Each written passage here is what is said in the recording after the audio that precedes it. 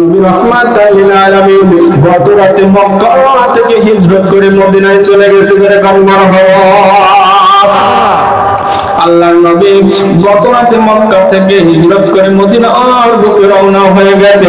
এইবার আপনার জায়গা কি বলতেছে ভাই, যেই জায়গায় নবী নাই, যেই মক্কাতে নবী নাই, ওই জায়গায় আমি আব্দুল থাকবো না।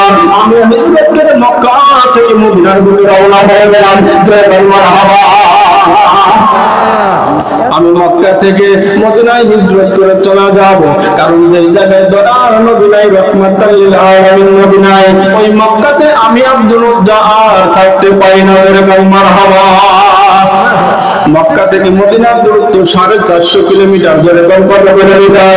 450 কিলোমিটার। এখনকার জামানায় আজ থেকে 1450 বছর আগে এই 1450 কিলোমিটার কিন্তু 450 কিলোমিটার ছিল না। তখন আঁকা বাঁকা রাস্তা, পাহাড় মরুভূমি যাইতে কমপক্ষে 1000 কিলোমিটার হইতে পারে। আব্দুল উজ্জা মক্কা থেকে যখন মদিনার উদ্দেশ্যে রওনা হয়ে গেলেন, যে দেশে নবী নাই ওই দেশে আমি আব্দুল উজ্জা থাকতে পারি না। এইবার যাইতে আব্দুল উজ্জা আব্দুল্লাহ আনসারীর বাড়ি থেকে আল্লাহর নবী রাহমাতাল লিল আলামিন মসজিদে নববীর উদ্দেশ্যে যখন রওনা হয়ে গেছে, আব্দুল উজ্জা সাহাবীদের পিছনে রওনা হয়। যাইতে নবী আমার রাহমাতাল লিল আলামিন মসজিদে নববীর মধ্যে বসে সাহাবীদের গিয়ে যখন আলোচনা করতেছেন, ওয়াজ করতেছেন, আব্দুল উজ্জা এইবার একটা কল্যাণে বসে ছিন্ন হয়ে গেছে। খাওয়া নাই, গোসল নাই, কোনো কিছু নাই, শরীরটা শুকনো হয়ে গেছে, চুলগুলো এলোমেলো হয়ে গেছে, এমন চেহারা হয়ে গেছে তাকে চেনাও যায় না। আল্লাহর নবী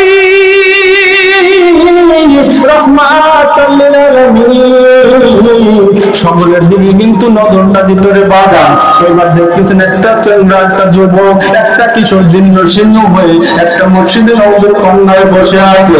ডাক দিয়ে বলে, বাবা গো আসো আমার কাছে আসো, তোমাকে চেনা লাগে, তোমাকে কোথায় জানো মক্কার জমিনে দেখিয়েছি। ইবনে আব্দুল মুত্তালিব দিয়ে বলেন, নবী গো, ইয়া রাসূলুল্লাহ, ইয়া হাবিবাল্লাহ, আমি একজন কুরাইশ বংশের ছিলাম, আমি একজন কাফের। আপনি যখন কোরআনের তিলাওয়াত করতেন আমি আপনার কোরআনের তিলাওয়াত শোনার জন্য যাইতাম। আপনার উপরে যখন অত্যাচার করত কাফের বেঈমানেরা, আমি আব্দুল উজ্জা আপনাকে দেখে আমার চোখের পানিগুলো আমি ফেলতাম গো। বলো ইয়া রাসূলুল্লাহ, ইয়া হাবিবাল্লাহ, নবী গো, আমি গোপনে আপনাকে ভালোবাসতাম, আপনার আলোচনাগুলো শুনতাম, আপনার কোরআনের আয়াতের আলোচনাগুলো আমি শুনতাম। নবী গো, আপনাকে ভালোবাসার কারণে আমি আমার সম্পত্তি ছেড়ে দিয়েছি, টাকা পয়সা ছেড়ে দিয়েছি, মা বাবাকে ছেড়ে দিয়েছি, এমনকি আমার জীবনের সমস্ত কিছু আমি ছেড়ে দিয়েছি, আমার পোশাকও ছেড়ে দিয়েছি। নবী গো, একমাত্র কেবলমাত্র আপনাকে ভালোবাসার কারণে ধরে মারহাবা। আপনাকে ভালোবাসার জন্য আমি সমস্ত কিছু ছেড়ে দিয়ে আপনার দরবারে চলে আসি।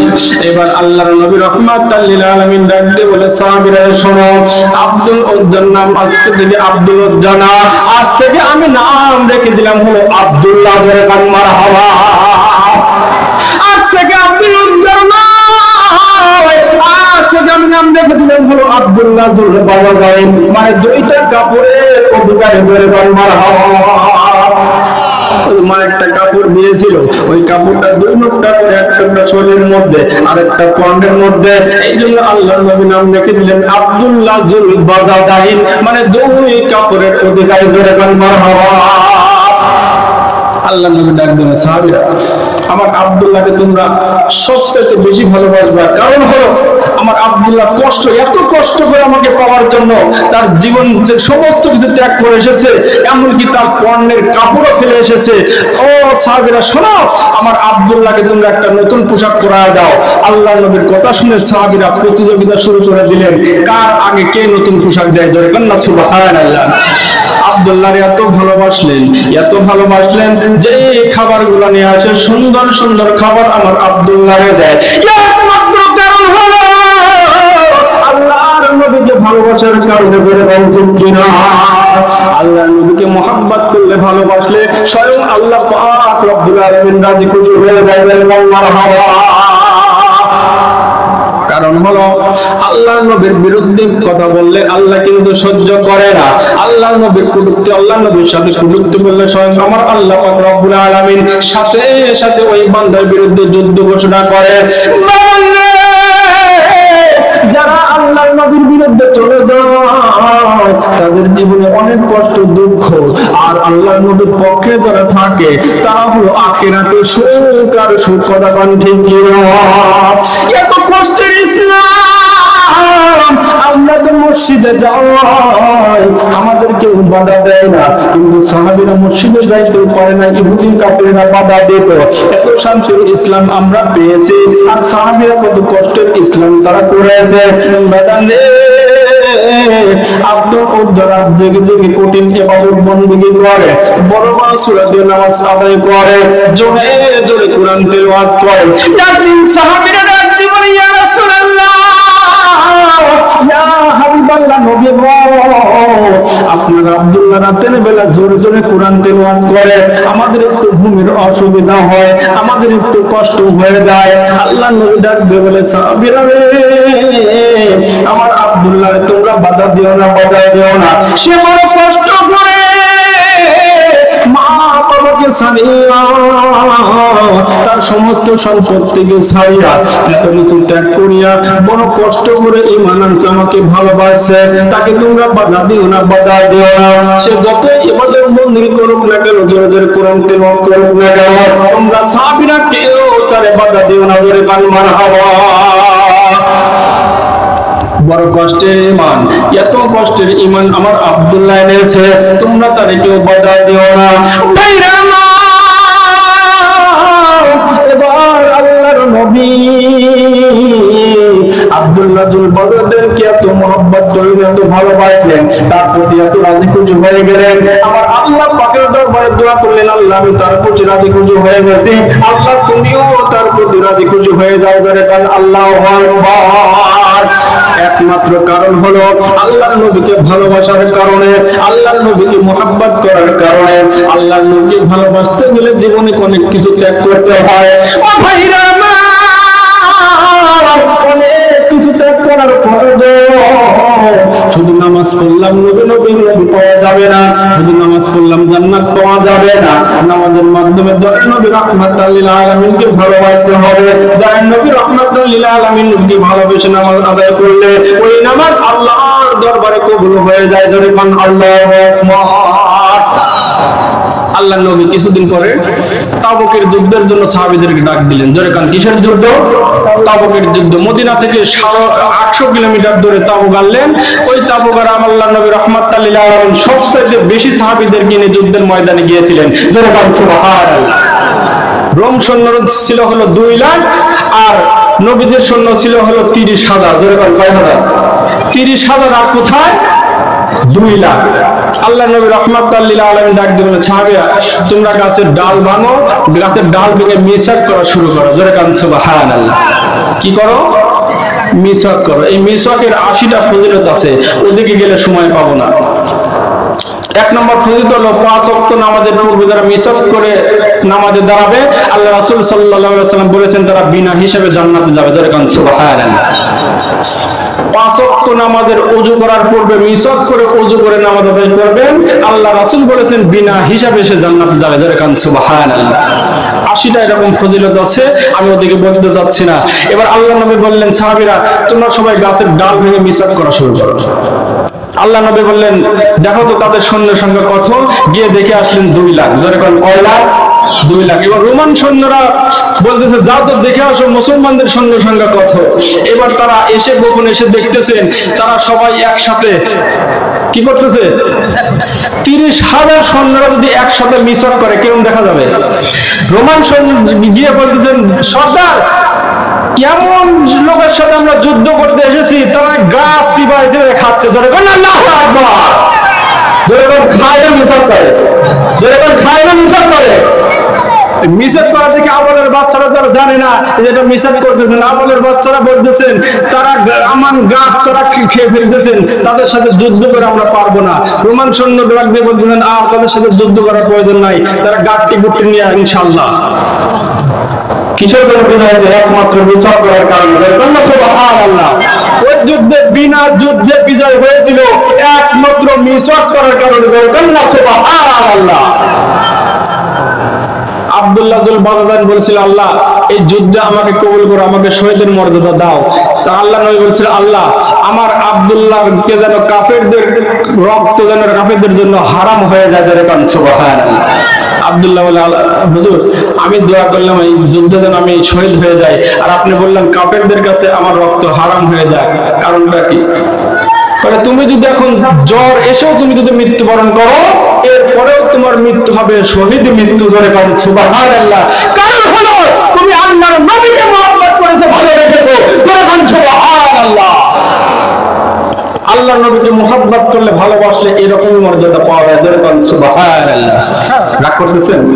ব্যবহার হচ্ছেন? ইহুদি কাফেরেরা দয়ার নবী মায়ের নবী রাহমাতুল লিল আলামিনকে অনেক কষ্ট দিয়েছে, তাই না?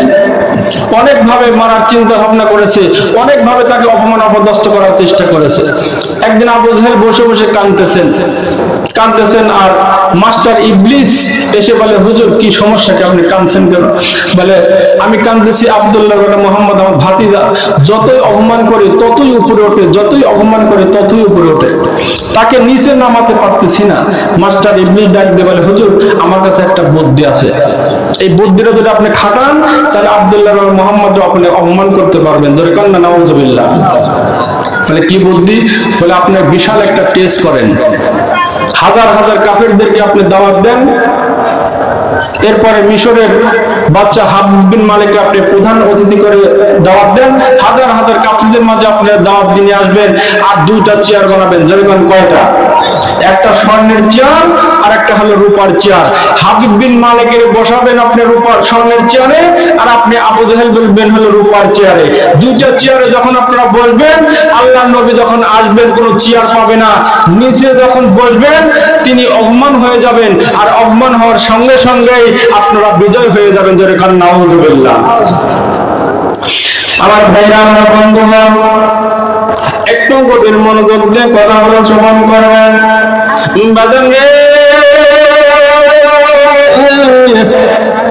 এইবার আবু জাহেল বিশাল বড় একটা টেস্ট করলেন, হাজার হাজার কাফেরদেরকে দাওয়াত দিলেন। দাওয়াত দেওয়ার পর মিশরের বাদশা হাবিব বিন মালিককে প্রধান অতিথি করে নিয়ে আসলেন।